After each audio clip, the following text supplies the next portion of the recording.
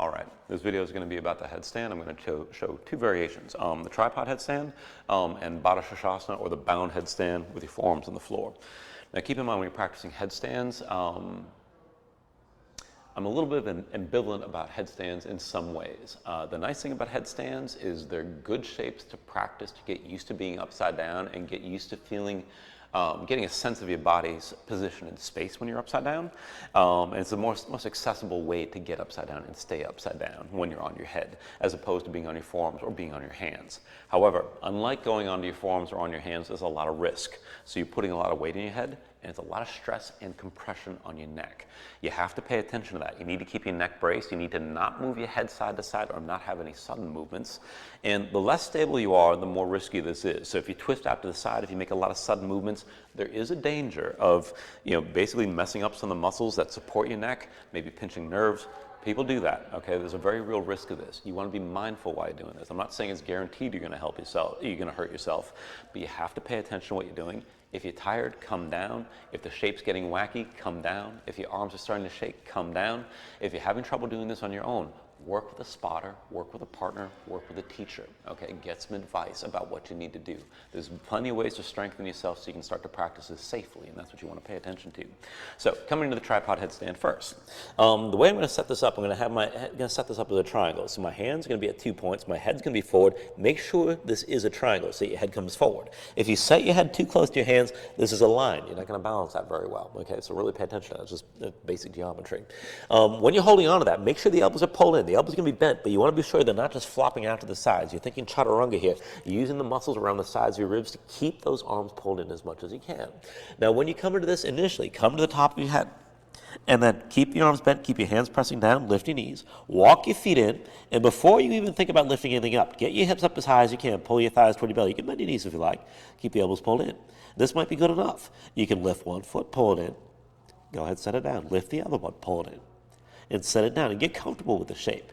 To take it further, maybe you set your knees on your arms. So I'm bringing one knee in, second knee in, keep your hips up high, hold this shape, and just to experiment with balancing. Squeeze your legs toward each other, see about lifting the knees. You don't have to go very high, and then come back down. It's a light movement. And if you're going to take it up higher, keep the knees bent. And if you got the wall behind you, you can touch it with your toes.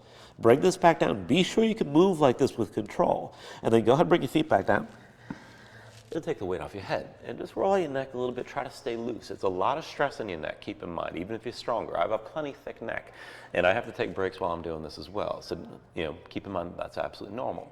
Now, if you want to take this up a little bit further, I'm going to take a stag shape, and that makes it easier to go toward vertical. Don't just shoot toward vertical right away. Be sure you're comfortable being upside down on your head. It takes some time to build that up. So, again, bringing my head down, pulling my elbows in, I'm lifting my hips up. Now, I'm just going to pull one knee in, keep that knee bent, pull the leg in, and let the other leg get light.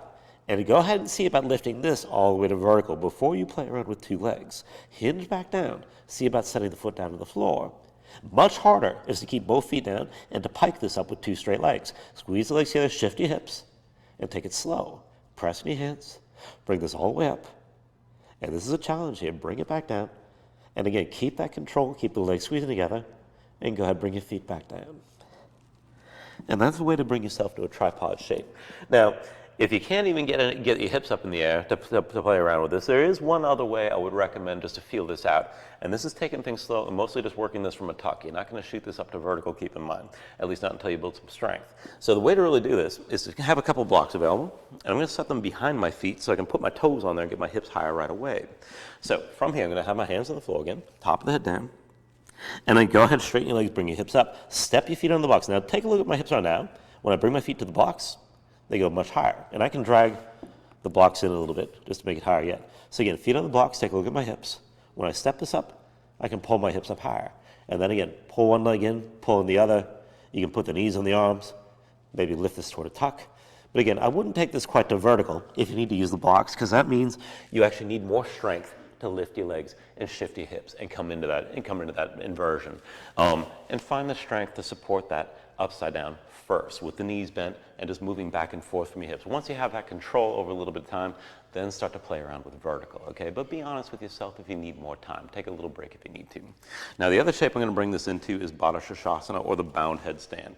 This is actually harder to hold because it's a smaller base.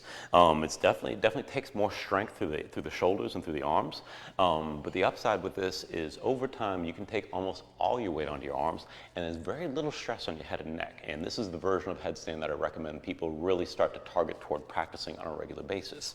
So coming into this, I'm going to bring my forearms down. Now the fingers interlaced, palms are open, and you can take all the variations that I showed you before, except for the thing about putting your knees on your elbows, because obviously your elbows are down. But top of the head down, cup the back of your head. Go ahead, lift your knees, walk this in, and then go ahead, pull in one knee so you can hold on to this. Go ahead, pull in the other, and just keep your gaze out into the room.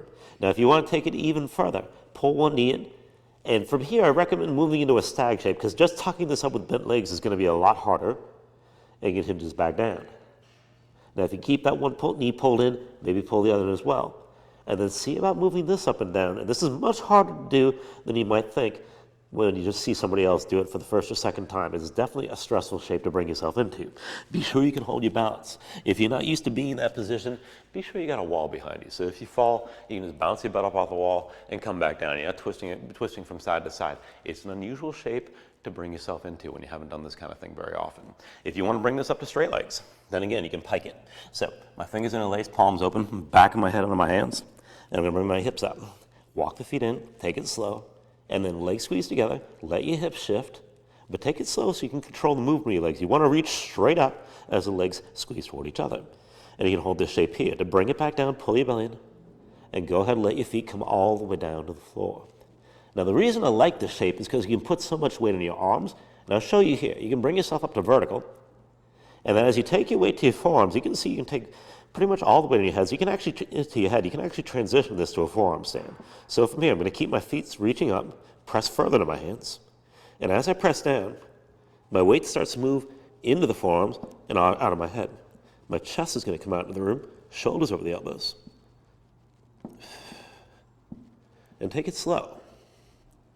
Now, once you reach this up, you can start to bring your gaze forward. And then you know you got your balance there. I'm going to bring my feet down from here to just come all the way down. And my point is it gives you the opportunity to put much more weight in your arms than you would otherwise.